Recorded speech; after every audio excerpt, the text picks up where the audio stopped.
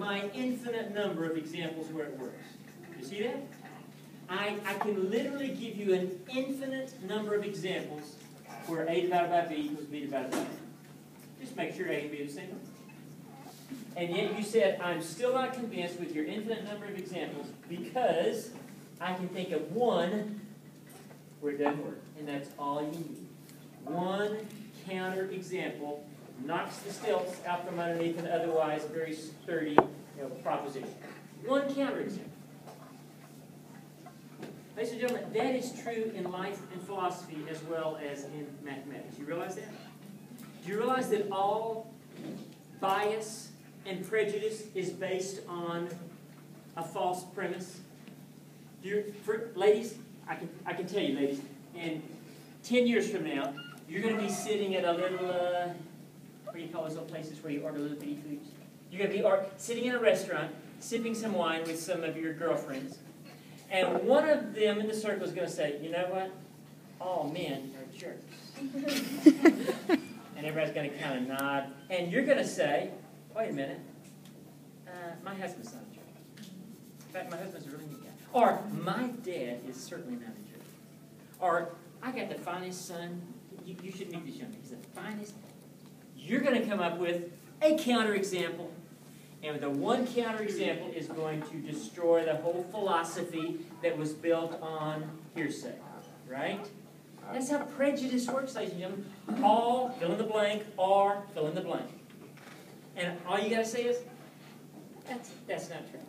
Because I know someone who's nothing like what you just described. Counterexamples destroy otherwise firmly standing philosophies, propositions, in this case, properties. Community property for division? I don't think so. Because one counterexample shoots the hole in the entire list of infinite examples that work. So that's it. We got addition, we got multiplication, and we got a conclusion. Our summary thought regarding the commutative properties is this. It doesn't matter in which order you multiply or add things. So the key word there is order. Order doesn't matter when I'm adding. Order doesn't matter when I'm multiplying.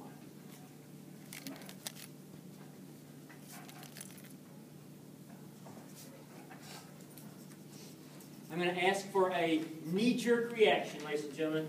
Intellectual knee-jerk reaction between the words commutative and order. When I say commutative, you should think the order of things. When I say order, you should think it's the commutative property that makes that possible. All right, we have some other properties. They'll be familiar to you, I'm sure. The associative property for addition.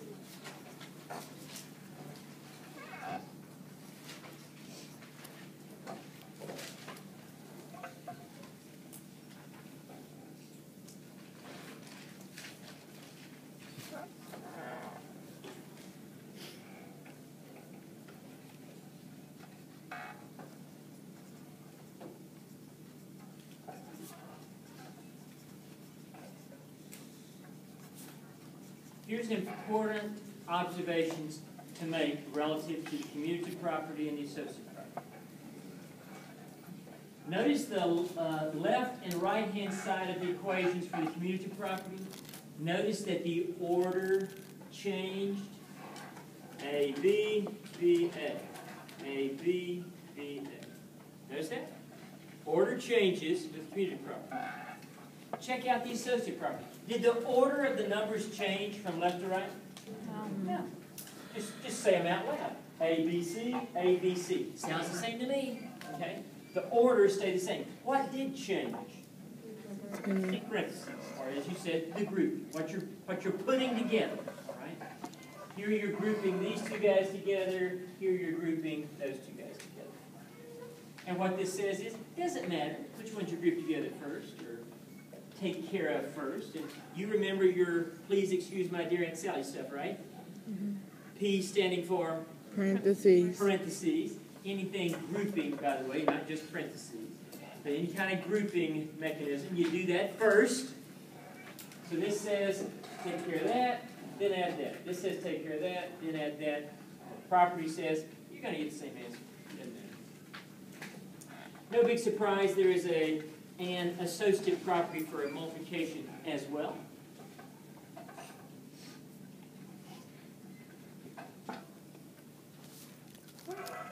And notice again, no change in order of the numbers. ABC, ABC.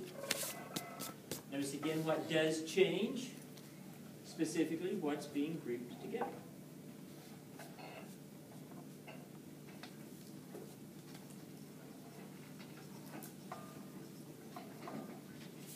Which leads us to our summary thought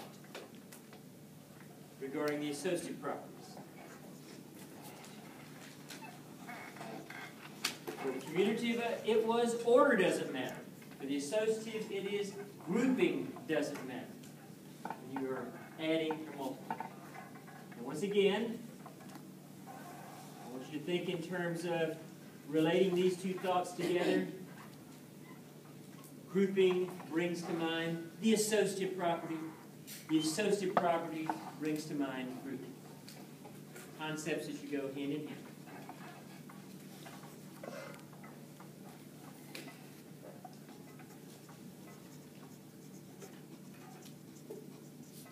So you are well versed now in the commutative and associative property.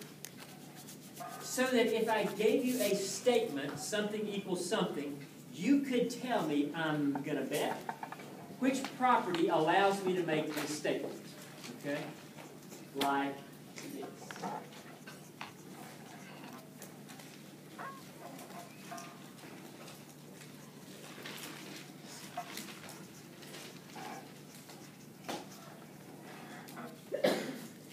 And before you say anything, let me just give you two questions to ask whenever you see an expression like this, in order to determine if it's commutative or associative. The first question is this, and this one may be kind of obvious, the others will not be quite so obvious. First question is this. Did the order change from left to right?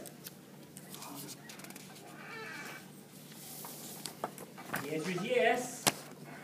You got commutative. Remember, order, commutative.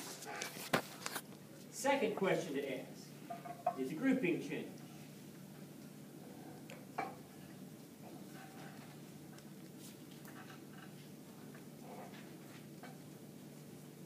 From left to right.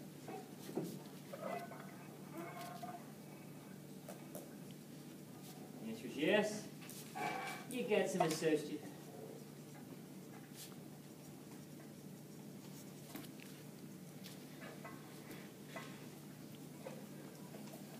Okay, so as you look at these guys, and you think, I think I know what it is, ask the question.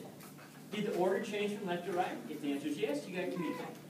Did the grouping change from left to right? If the answer is yes, you got associative. All right, let's ask the question number one. Did the order change from left to right? Yeah. No. 2, 3, 5, 2, 3, 5. Order stayed the same. It's not commutative. Did the grouping change from left to right? Yes. Yes, it did. So you know that this is true because of the associative property for addition.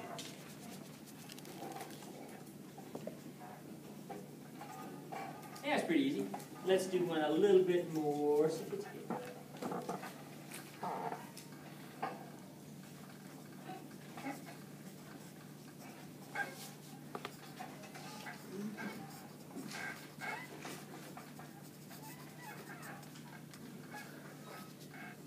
You ask yourself the question. Did the order change from left to right? Yes. Oh, it did. 2, 3, 5, 2. Yes, it did. It changed. So it's got to be what? Commutative. Yeah. If it says yes to that, it's got to be commutative. I can't just be switching the order without applying the commutative property. So this is at least the commutative property for addition. All right. Second question. Did the grouping change from left to right? No. I'm still grouping 3 and 5.